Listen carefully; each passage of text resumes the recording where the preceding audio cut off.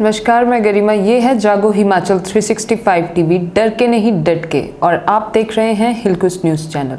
चलिए बढ़ते हैं आज के मुख्य समाचारों की तरफ।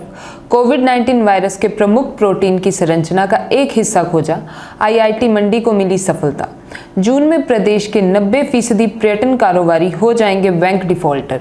कोरोना के चलते हिमाचल में जेल कर्मियों की छुट्टी पर रोक। हिमाचल में 61 और कोरोना संक्रमितों की मौत, 1468 नए पॉजिटिव। आईजीएमसी शिमला में ब्लैक फंगस के 2 और संदिग्ध मामले।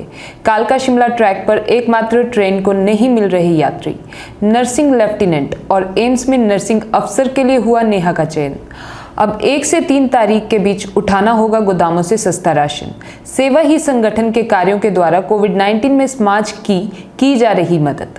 कुल्लू में 1 किलो चरस के साथ युवक गिरफ्तार। हिमाचल की पहली टिश्यू कल्चर लैब में तैयार होंगे वायरस फ्री पौधे। कर्मचारी चयन आयोग में 30 जून को होगी क्लर्क भर्ती की मूल्यांकन परीक्षा। अब समाचार विस्तार से। कोविड-19 वायरस के प्रमुख प्रोटीन की संरचना का एक हिस्सा खोजा, आईआईटी मंडी को मिली सफलता। हिमाचल प्रदेश में आईआईटी मंडी के स्कूल ऑफ बेसिक साइंस के शोधकर्ताओं ने कोविड-19 वायरस के एक प्रमुख प्रोटीन की संरचना के हिस्से से खोज निकाला है, जिससे कोरोना के सटीक और बेहतर उपचार को विकसित करने में मदद मिलेगी। इससे वायरस की गतिविधि, संक्रमण और बीमारी की गंभीरता को समझना आसान होगा।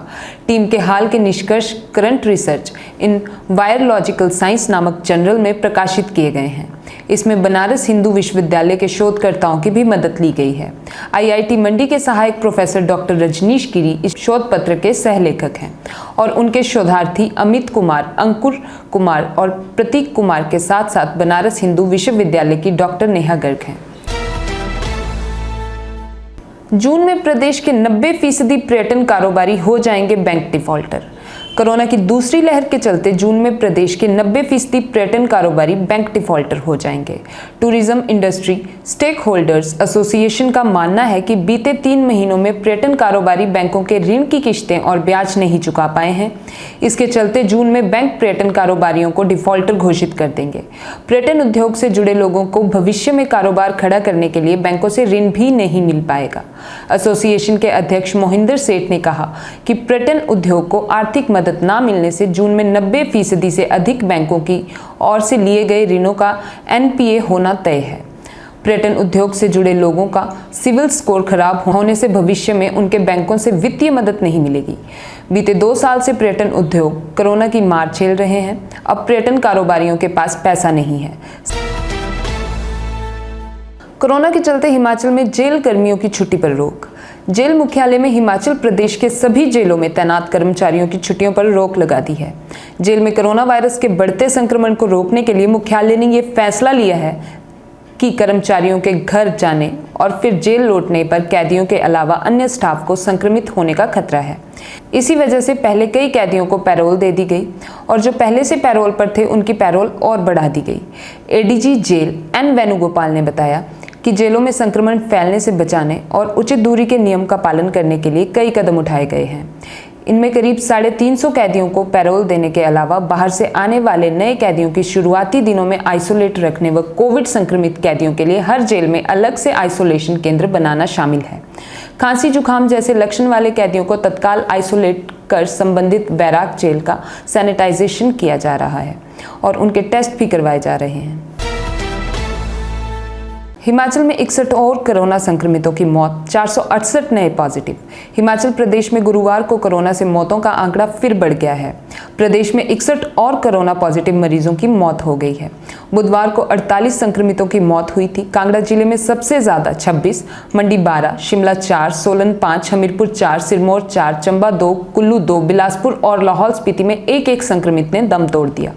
उधर प्रदेश में 468 नए कोरोना पॉजिटिव मामले आए हैं। इनमें से कांगड़ा जिले में 381, शिमला 196, मंडी 155, हमीरपुर में 137, ऊना 161, बिलासपुर 96, चंबा 79, सोलन 87, सिरमौर 78, कुल्लू 40, किन्नौर 43 और लाहौल स्पीति में 6 नए मामले आए हैं। प्रदेश में कोरोना रिकवरी दर में सुधार आया है। मरीजों की तेजी से ठीक होने से प्रदेश में रिकवरी दर 88% हुई है। इससे पहले ये 86% थी। हालांकि मृत्यु दर बढ़ी है। पहले 1.52% थी, लेकिन गुरुवार को ये 1.53% हो गई है।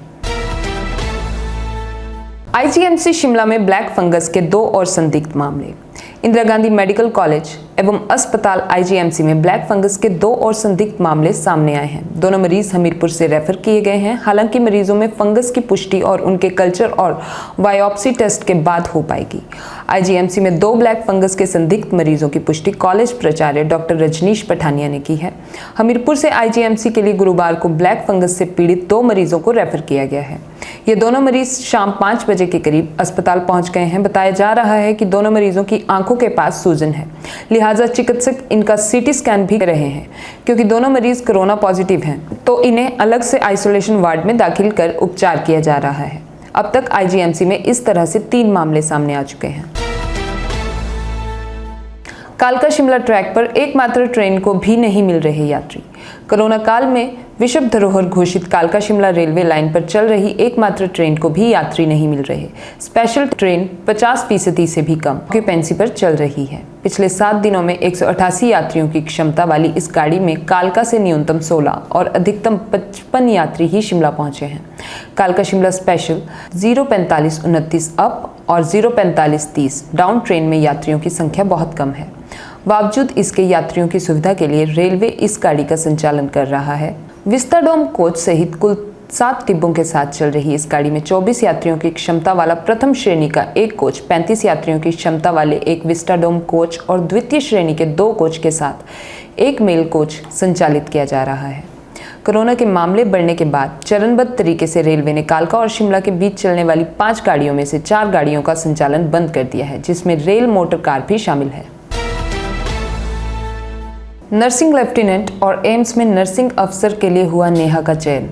पछात तहसील के सैंज घाट की नेहा कश्यप ने सेना में नर्सिंग लेफ्टिनेंट और एम्स में नर्सिंग अफसर के पद पर नौकरी हासिल की है। दोनों जगह से कॉल लेटर आने के बाद घर में खुशी का माहौल है। नेहा कश्यप इन दिनों नाहन के अमरपुर मोहल्ला में परिवार के साथ रह रही हैं। हालांकि किस नौकरी को वो हाँ कहें, इसको लेकर भी वह असमंजस में हैं। नेहा के पिता धर्म सिंह कश्यप जल शक्ति विभाग नाहन में जई हैं, जबकि माता तुलसा कश्यप सामाजिक कार्यों से जुड़ी हैं। परिवार में नेहा की 3 और बहनें हैं। नेहा ने 8वीं मां भगवती पब्लिक स्कूल हरिपुर से की है। 10वीं और जमा 2 की पढ़ाई नाहन से एवीएन स्कूल से पूरी की है। बीएससी नर्सिंग की पढ़ाई आईजीएमसी शिमला से पूरी करने के बाद वो 2 साल नाहन में माता पद्मावती नर्सिंग कॉलेज में नौकरी भी की है। वर्तमान में नेहा पीजीआई चंडीगढ़ में एमएससी की पढ़ाई कर रही हैं। नेहा कश्यप ने बताया कि वह परिवार से बातचीत के बाद एक जगह अपनी ज्वाइनिंग देंगी। अब 1 से 3 तारीख के बीच उठाना होगा गोदामों से सस्ता राशन। डिपो होल्डर को 1 से 3 तारीख के बीच गोदामों से सस्ता राशन उठाना होगा। खाद्य नागरिक एवं उपभोक्ता मामले विभाग ने जिला खाद्य नियंत्रक अधिकारियों से ये आदेश जारी किए हैं। फूड इंस्पेक्टर इस बात पर डिपो होल्डर को सूचित करेंगे। इसके अलावा 25 तारीख तक कंपनियों को गोदाम में सस्ता राशन पहुंचाना होगा।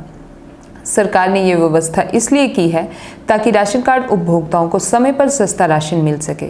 अक्सर उपभोक्ताओं की शिकायत रहती है कि डिपो में समय पर राशन नहीं मिलता है। इसकी जांच के बाद विभाग को पता चलता है कई डिपो होल्डर गोदामों से समय पर राशन नहीं उठाते। इसका खामियाजा लोगों को भुगतना पड़ता है। सेवा ही संगठन के कार्यों द्वारा कोविड-19 में समाज की जा रही मदद। भारतीय जनता पार्टी मंडल हमीरपुर में विधायक श्री नरेंद्र ठाकुर जी के आह्वान पर भाजपा मंडल हमीरपुर के वरिष्ठ उपाध्यक्ष श्री राजेश ठाकुर जी ने कोरोना काल की इस संकट की घड़ी में कोरोना पीड़ित परिवार के सदस्यों को उनके घर जाकर दवाइयां उपलब्ध करवाई। भारतीय जनता पार्टी मंडल हमीरपुर के वरिष्ठ उपाध्यक्ष एवं सामाजिक एवं धार्मिक संगठन संत निरंकारी मंडल ब्रांच हमीरपुर के संचालक राजेश ठाकुर जी हमीरपुर के विधायक नरेंद्र ठाकुर जी के निर्देश अनुसार शवदाह जैसे पुनीत कार्यों में सहभागिता निभाते हुए घर घर में सैनिटाइजर का छिड़काव करते हुए समाज में लोगों की मदद कर रहे हैं। कुल्लू में 1 किलो चरस के साथ युवक गिरफ्तार। जिला कुल्लू में कोरोना की आड़ में भी चरस तस्करी का धंधा जारी है। कुल्लू पुलिस की एसयूआई टीम ने उझी घाटी में 1.238 किलोग्राम चरस बरामद की है। पुलिस ने एनडीपीएस एक्ट के तहत केस दर्ज कर चरस के आरोप में एक युवक को गिरफ्तार किया है। जानकारी के अनुसार जिला पुलिस की स्पेशल इन्वेस्टिगेशन यूनिट की एक टीम गश्त पर निकली थी। ये टीम कुल्लू से होकर रायसन डोभी फोजल होकर नेरी तक रवाना हुई। इस दौरान जब टीम फोजल नेरी सड़क पर पहुंची तो फोजल गांव के पास नाकाबंदी के दौरान नेरी की तरफ से एक युवक सड़क से पैदल आ रहा था, जो पुलिस पार्टी को देखकर पीछे की ओर भागने लगा और उसके हाथ में एक बैग भी था। लेकिन पुलिस के जवानों ने उसे कुछ दूरी पर पकड़ लिया और बैग के भीतर तलाशी करने पर 1 किलो 238 ग्राम चरस बरामद की गई। पुलिस ने 26 वर्षीय कैर सिंह गलांग फोजल को गिरफ्तार किया। पुलिस अधीक्षक कुल्लू गौरव सिंह ने कहा कि पुलिस मामले की जांच कर रही है। हिमाचल में पहली बार टिश्यू कल्चर लैब में तैयार होंगे वायरस फ्री पौधे।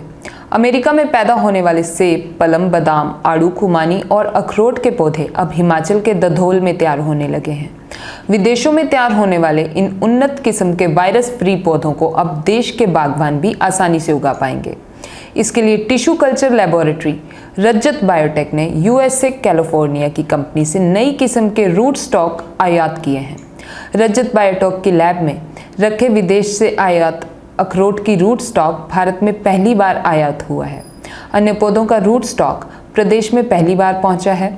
बायोटेक के एमडी विनोद सोनी ने बताया कि भारत के बागवानों को वायरस मुक्त पौधे उपलब्ध करवाए जाएंगे, जिससे भारत में बागवानों व किसानों की आर्थिक मजबूती होगी। उन्होंने बताया कि जितना भी स्टॉक आयात किया गया है उन्हें बायोटेक में विशेष टीम की देखरेख में रखा जाएगा और 1 साल के लिए क्वारंटाइन किया गया है। 2022 तक ये प्लांट नर्सरी में जाएंगे व उसके 1 वर्ष के बाद बागवानों व किसानों को पौधे उपलब्ध हो जाएंगे। उन्होंने बताया कि बागवानों को जो पौधे यूएसए से आयात करने पड़ते थे, अब वह वायरस फ्री पौधे बायोटेक से उपलब्ध होंगे। अब भारत के किसानों के बागवानों को महंगे दामों पर विदेश से पौधों का आयात नहीं करना पड़ेगा। विनोद सोनी ने बताया कि पहले भारत के बहुत कम बागवान विदेशों से पौधों का आयात कर पाते थे। कर्मचारी चयन आयोग में 30 जून को होगी क्लर्क भर्ती का मूल्यांकन परीक्षा। हिमाचल प्रदेश कर्मचारी चयन आयोग हमीरपुर ने पोस्ट कोड 803 के तहत क्लर्क के 11 पदों को भरने के लिए आयोजित लिखित परीक्षा का परिणाम घोषित कर दिया है। आयोग के सचिव डॉक्टर जितेंद्र कंवर ने बताया कि आयोग ने इन पदों को भरने के लिए 27 दिसंबर 2020 को लिखित परीक्षा का आयोजन किया था। मेरिट के आधार पर 11 अभ्यर्थियों का चयन आगामी 30 जून को होने वाली 15 अंकों की मूल्यांकन परीक्षा के लिए किया गया है। धन्यवाद और जुड़े रहिए हिलक्विस्ट न्यूज के साथ। हेलो हिमाचल, हिमाचल 365 टीवी सूचना, समाचार, मनोरंजन, एजुकेशन और भी बहुत कुछ लेकर आ रहा है। This is Himachal 365 TV and you're watching Hillquist News. I am Garima. मेरा नाम है आशीष। ये है हिमाचल 365 टीवी और आप देख रहे हैं हिलक्विस्ट टीवी न्यूज। हम जल्द आ रहे हैं पूरे हिमाचल की ताज़ा तरीन खबरों के साथ। हर तरह के समाचारों के लिए देखिए हिमाचल 365 टीवी और जुड़े रहिए हिलक्विस्ट न्यूज के साथ। देर रात पांवटा साहिब की यूनिक फॉर्मुलेशन दवा फैक्ट्री में हुई कार्यवाही के बाद करीब 30 लाख नशे की टैबलेट सीज की गई है, जिसकी अनुमान लागत पंजाब पुलिस के द्वारा 15 करोड़ आंकी गई है। सवाल तो ये उठता है कि क्या गिरफ्तार किया गया व्यक्ति सिर्फ मोहरा है? असल में इस फैक्ट्री के द्वारा पहले कॉस्मेटिक बनाने के लिए अप्लाई किया गया था, जिसमें मनीष मोहन के साथ एक बड़ा नाम भी जुड़ा हुआ था। फैक्ट्री के द्वारा पूरी ईमानदारी के साथ साफ सुथरा कार्य किया जा रहा था। सूत्रों की माने तो कुछ समय बाद इस पूरे प्रकरण के पीछे एक बड़े खिलाड़ी के द्वारा ट्रेमाडोल बनाने के लिए इन्हें सुझाव दिया गया, क्योंकि वह दोनों कथित पार्टनर दवा की दुनिया में बिल्कुल नए खिलाड़ी हैं। लिहाजा कथित खिलाड़ी के चंगुल में ये लोग फंस गए। जानकारी तो ये भी है कि गिरफ्तार किया गया व्यक्ति फैक्ट्री में सिर्फ वर्कर था। सवाल तो कई उठते हैं, जिनका क्रमबद्ध तरीके से खुलासा भी किया जाएगा। सिरमौर पुलिस अब तक इस पूरे प्रकरण को लेकर पूरी तरह से सक्रिय हो गई है। सिरमौर पुलिस प्रमुख खुशहाल चंद शर्मा ने बताया कि नशे के खिलाफ प्रदेश सरकार हर तरह की कार्यवाही करने में वचनबद्ध है। पुलिस प्रमुख ने यह स्पष्ट कर दिया है कि इस पूरे नेटवर्क के तार जहां भी जुड़े हैं उन्हें जल्द ही सलाखों के पीछे डाल दिया जाएगा। उन्होंने बताया कि पंजाब पुलिस के साथ सिरमौर पुलिस ने पूरा सहयोग किया है, जिसमें ड्रग डिपार्टमेंट के साथ लेकर कार्यवाही को अंजाम दिया जाएगा। जैसा कि आपको विदित है कि पिछले कल पांवटा साहिब में पंजाब पुलिस की एक टीम पंजाब प्रांत के अमृतसर जो हमारा रूरल डिस्ट्रिक्ट है उसके एक मातेवाल थाने में 18 मई को एफ आई दर्ज हुई थी, जिसमें कि 50,000 टैबलेट्स, कैप्सूल, ट्रेमाडोल वगैरह के पकड़े थे। उसी के अन्वेषण जो है पंजाब पुलिस पिछले कल पौंटा साहब जो यूनिक फॉर्मुलेशंस हैं देवी नगर में वहाँ पे आगे जांच करते हुए पहुँची और मुझे भी फ़ोन आया था पंजाब पुलिस के एक अधिकारी का अमृतसर से, तो हिमाचल पुलिस का सहयोग मांगा और हिमाचल पुलिस ने पूरा सहयोग दिया। साथ ही हमारे अपने जो स्टेट ड्रग कंट्रोलर उनसे बात हुई और हमारे असिस्टेंट ड्रग कंट्रोलर नाहन और जो पौंटा साहब के ड्रग इंस्पेक्टर हैं वो भी वहाँ पे इस टीम के साथ थे और वो जांच कर रहे थे कि जो कंपनी जिसको लाइसेंस है, लाइसेंस होता कंपनी है, they have legal right to produce that manufacture that drug, लेकिन वहाँ से जब बाहर निकली है और आगे दिल्ली के लिए कंसाइनमेंट थी, लेकिन वो दिल्ली की बजाय पंजाब में कैसे पहुँची इस बारे में जो है वो पंजाब पुलिस जांच कर रही थी और इस जांच में हमने भी सहयोग दिया और जांच के दौरान थोड़ी बहुत अनियमितता जो उनको सामने में आई है, पंजाब पुलिस ने प्राइमा फेसी उसमें कार्रवाई करते हुए जो है वो इसको फैक्ट्री का जो 30 लाख से ज़्यादा कैप्सूल और टैबलेट्स हैं ट्रामाडोल एस्परजोल जो मैन्युफैक्चर हो गया था उसको सीज़ किया है, अपने पोजेशन में लिया है और अपने साथ पंजाब ले गई है। और जो फैक्ट्री के जो मालिक मैनेजर जिसके नाम पे शायद लाइसेंस है उनको भी जो है वो अपने कस्टडी में ले गई है, जो कि हमारे हिमाचल प्रदेश पुलिस के साथ शेयर किया पंजाब पुलिस ने। अब इसकी तफ्तीश चल रही है कि इसमें किसका कितना दोष है और इसके पीछे और किस व्यक्ति का या किसी और कंपनी का या किसी और माफिया का हाथ है, वो पंजाब पुलिस इसमें आगे कार्रवाई कर रही है। हिमाचल प्रदेश पुलिस जैसा कि आपको विदित है, हमारे जो अंतर्राज्य हमारी जो एक कोऑर्डिनेशन के लिए एक हमारी जो एक संस्था बनी है, नॉर्थ जोन जो काउंसिल बनी है जिसके हेडक्वार्टर हमारा पंचकुला में भी है, उसके अंतर्गत ये मैंडेट है हम जितने भी हमारी नेबरिंग स्टेट्स हैं हम नशे के खिलाफ इस अभियान को एक दूसरे का भरपूर सहयोग करते हैं और इसी कड़ी में हिमाचल प्रदेश पुलिस ने भी और हमारे साथ जिला सिरमौर के जो हमारे ड्रग कंट्रोलर हैं, स्टेट ड्रग कंट्रोलर हैं और ड्रग इंस्पेक्टर्स हैं, इनकी टीम ने पूरा साथ देते हुए ये इस कार्रवाई को अंजाम दिलाने में अपनी भूमिका निभाई है, जिसके तहत इतनी मात्रा में भी सीज किया गया है। उनका जो रॉ मटेरियल है उसको उन्होंने सील कर दिया हुआ है और बाकी हमारे साथ हमारे स्टेट ड्रग कंट्रोलर साथ बैठे हैं, ये भी बता रहे हैं कि इन्होंने उसका लाइसेंस सस्पेंड कर दिया है, कंपनी को आगे फ़िलहाल प्रोडक्शन करने से रोक दिया है ताकि जब तक इसकी जांच कंप्लीट नहीं होती है इसमें कोई बाधा न पड़े। हमें कल जो है पंजाब पुलिस वालों से मैसेज आया, पंजाब पुलिस के किसी ऑफिसर का मुझे, कि ऐसे ऐसे अमृतसर में उन लोगों ने कोई FIR मत्तेवाल पुलिस स्टेशन में रजिस्टर करी है और किसी व्यक्ति से वहाँ पे 50,000 कैप्सूल जो हैं वो ट्रामाडोल के पकड़े हैं, जो कि इलीगल तौर पे ले जा रहा था और कोई डॉक्यूमेंट नहीं दिखा पा रहा था। और जो कैप्सूल वहाँ पे पकड़े गए थे उनके जो मैन्युफैक्चरिंग कंपनी का नाम लिखा था वो पौंटा साहब का इस यूनिक फॉर्मुलेशंस का लिखा हुआ था। उस सिलसिले में एक कड़ी जोड़ते हुए पंजाब पुलिस ने जो है पौंटा में दबिश दी फॉर फर्दर इन्वेस्टिगेशन और हमें भी इंटीमेट किया, मैंने भी और अपने दोनों ड्रग इंस्पेक्टर्स को यहाँ सिरमौर के इनको डिप्यूट किया और मैं भी मौका पे पहुँचा और हमने पंजाब पुलिस का पूरा सहयोग किया। हमारी लोकल पुलिस भी वहाँ पहुँच गई थी और कार्रवाई हमारी कल दोपहर बाद से सुबह 5-6 बजे तक चलती रही। सर एक चीज़ आपसे पूछना चाहेंगे, ये जो यूनिक फार्मूलेशन है इसका जो सबसे पहले जो इसने अप्रूवल लिया था वो किस चीज़ का था सर? इसका देखो अप्रूवल सबसे पहले होता है, इन्होंने ड्रग्स मैन्युफैक्चरिंग लाइसेंस देते हैं फॉर्म 25 फॉर्म 28 पे जी, वो हमने इनको जून 2020 में लास्ट ईयर लाइसेंस दिया था। ये जो ट्रामाडोल बनाने का लाइसेंस है ये इन्होंने नवंबर 2020 के बाद दिया। नहीं सर, उस समय पार्टनर था इसका कोई या अकेला था? नहीं, यही अकेला ही था शुरू से। यही जो एक मोनिश मोहन करके जो व्यक्ति है जो कि इस फर्म का प्रोपराइटर है, उसे पुलिस गिरफ्तार करके अपने साथ भी ले गई है। वो हुआ ऐसे कि यहाँ वो कैप्सूल यहीं बने पाए गए और उन कैप्सूल्स के ऊपर जो बॉक्सेस के ऊपर जो मार्केटेड बाय कंपनी का लिखा हुआ था नाम एड्रेस, वो दिल्ली का था। PB फार्मास्यूटिकल्स करके वो फर्म थी दिल्ली की। उसको इसने कहा कि मैंने उसको बेचे हैं, उसके इसने बिल भी दिखाए, बिल ना उसके दिखा पाया। और PB फार्मास्यूटिकल्स जो मार्केटेड बाय दिखा था कंपनी, उसके कोई भी डॉक्यूमेंट्स या एग्रीमेंट ये पेश नहीं कर पाया, जबकि इसने किसी मानसी मेडिकोज दिल्ली को वो दवाई बेचनी बताई है। ब्लैक फंगस से मारे गए नदौन के कोला निवासी की ब्यास नदी के तट पर की गई अंत्येष्टि। हिमाचल प्रदेश में ब्लैक थंडर से आज 2 मौतें हुई हैं, जिनमें एक 38 वर्षीय युवक नदौन के पास कोला गांव से संबंधित था। इसे पिछले दिनों ही बीमारी की गंभीरता को देखते हुए आईजीएमसी शिमला में दाखिल करवाया गया था, लेकिन बावजूद प्रयासों के इसे बचाया नहीं जा सका। आईजीएमसी द्वारा जारी सूचना के अनुसार एक फंगस हीना के दिमाग पर असर कर चुका था। उधर कोला में इस व्यक्ति की अंत्येष्टि के लिए जब गांव वालों ने अपने हाथ खड़े कर दिए तो नदौन के 4 युवाओं ने कोविड प्रोटोकॉल के तहत इसका अंतिम संस्कार कर दिया। नदौन के युवा रविंद्र कटोच, अरुण शर्मा, मनोज कुमार और मनोज पिछले काफ़ी दिनों से ऐसे शवों का अंतिम संस्कार कर रहे हैं। एसडीएम नदौन विजय धीमान ने कहा कि ये युवक इस महामारी में कोरोना से मरने वालों का अंतिम संस्कार करके समाज को एक सबक दे रहे हैं और मानवता की सेवा कर रहे हैं। उन्होंने कहा कि इनके सहयोग से प्रशासन को बहुत सहायता मिल रही है। बहरहाल मारे गए युवक का अंतिम संस्कार कोविड प्रोटोकॉल के तहत ब्यास नदी के तट पर किया गया।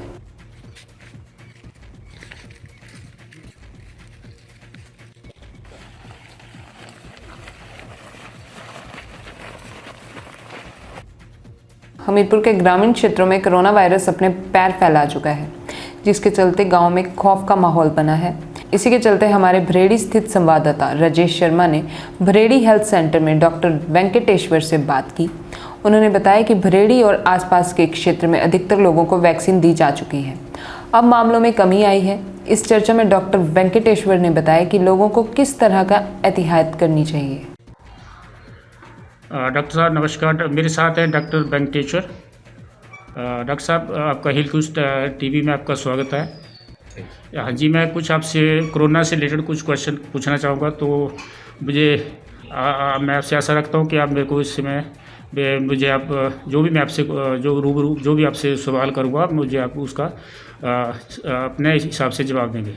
अच्छा डॉक्टर साहब, ये जो हम सरकार ने मुहिम चलाई है 18 से 45 वर्ष की आयु के लोगों की, तो इसको आप किस प्रकार से वैक्सीनेट कर रहे हैं?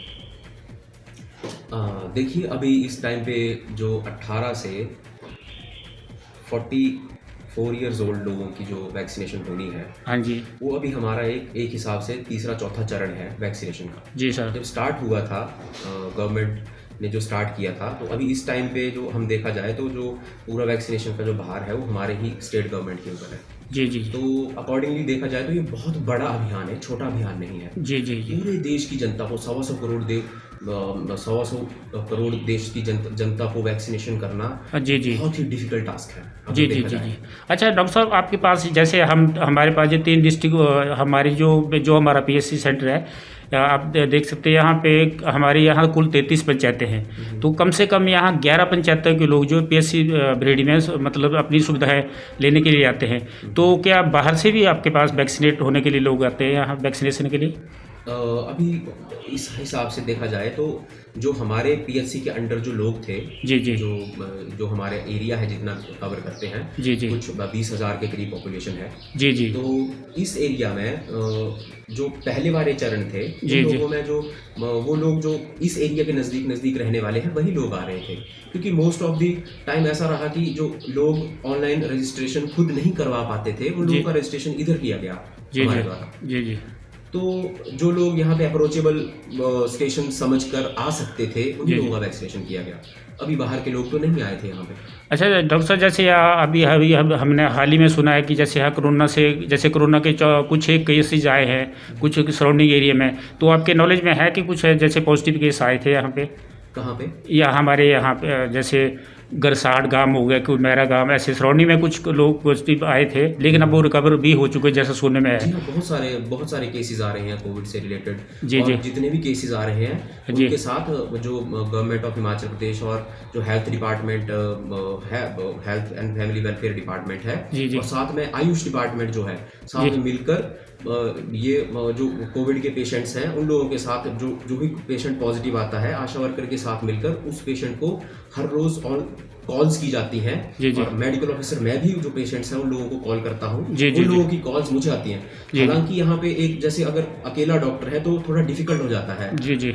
सिंस अभी मैं भी थोड़े दिन पहले कोविड पॉजिटिव आ गया था, तो स्टिल अभी रिकवर हो रहा है क्योंकि थोड़ा सा वीकनेस भी रहता है इसमें। जी जी। बट हाँ, ये हिदायत बहुत आवश्यक है कि अगर कोई व्यक्ति कोविड पॉजिटिव आ रहा है तो उसको प्रिकॉशंस लेना बहुत ही ज़रूरी है उसके लिए भी, और जो साथ में उसके साथ आसपास के जो फैमिली है या नेबर्स हैं या किसी रिलेटिव्स हैं उनके साथ भी प्रिकॉशंस लेने का। और हालांकि अभी कुछ केसेस ऐसे हुए हैं कि कुछ लोग इस चीज़ को बिल्कुल लाइटली ले रहे हैं, और मैंने उनको सख्त हिदायत दी फ़ोन पर ही कि आप इस चीज़ को लाइटली मत लो, क्योंकि उस चीज़ की वजह से उन लोगों को बड़े सारे जो कंसिक्वेंसेस है वो फेस करने पड़े। अच्छा सर, मेन चीज़ जो ऑक्सीजन की यहाँ डेफिशिएंसी है, ऑक्सीजन की यहाँ डेफिशिएंसी तो नहीं है। जैसे आप सपोज करो अगर आपके हॉस्पिटल में इस प्रकार से कोई पेशेंट आता है तो यहाँ पे ऑक्सीजन की कमी तो नहीं है। यहाँ पे अगर किसी को ऑक्सीजन देनी पड़ी इन केस ऑफ इमरजेंसी, तो ऐसा तो व्यवस्था है ऑक्सीजन की यहाँ प्रॉपर? देखिए सर, जो कोरोना का जो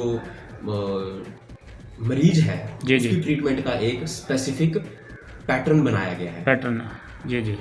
वो पैटर्न किस तरह से चलता है? First of all the patient is going to be diagnosed. पहले उसका हम डायग्नोसिस करेंगे कि वो पॉजिटिव है कि नहीं है। ऑन द बेसिस ऑफ उसके सिम्टम्स के बेसिस पर अब उसको हम डायरेक्टली ट्रीटमेंट स्टार्ट नहीं कर सकते हैं कोरोना की।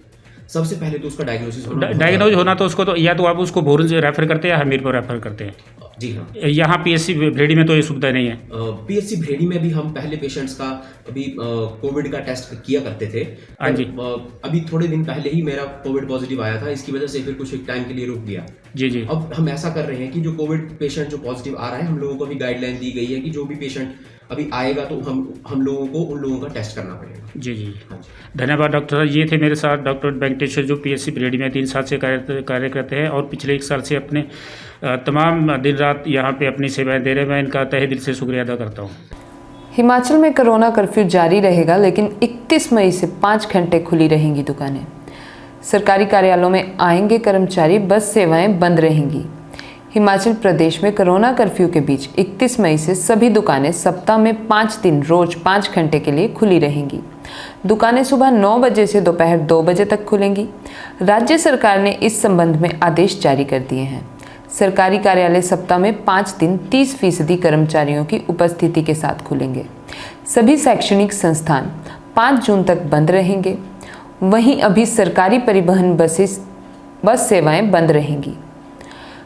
हेलो हिमाचल, हिमाचल 365 टीवी सूचना, समाचार, मनोरंजन, एजुकेशन और भी बहुत कुछ लेकर आ रहा है। This is Himachal 365 TV and you're watching Hillquist News. I am Garima. मेरा नाम है आशीष। ये है हिमाचल 365 टीवी और आप देख रहे हैं हिलक्विस्ट टीवी न्यूज। हम जल्द आ रहे हैं पूरे हिमाचल की ताज़ा तरीन खबरों के साथ। हर तरह के समाचारों के लिए देखिए हिमाचल 365 टीवी और जुड़े रहिए हिलक्विस्ट न्यूज के साथ।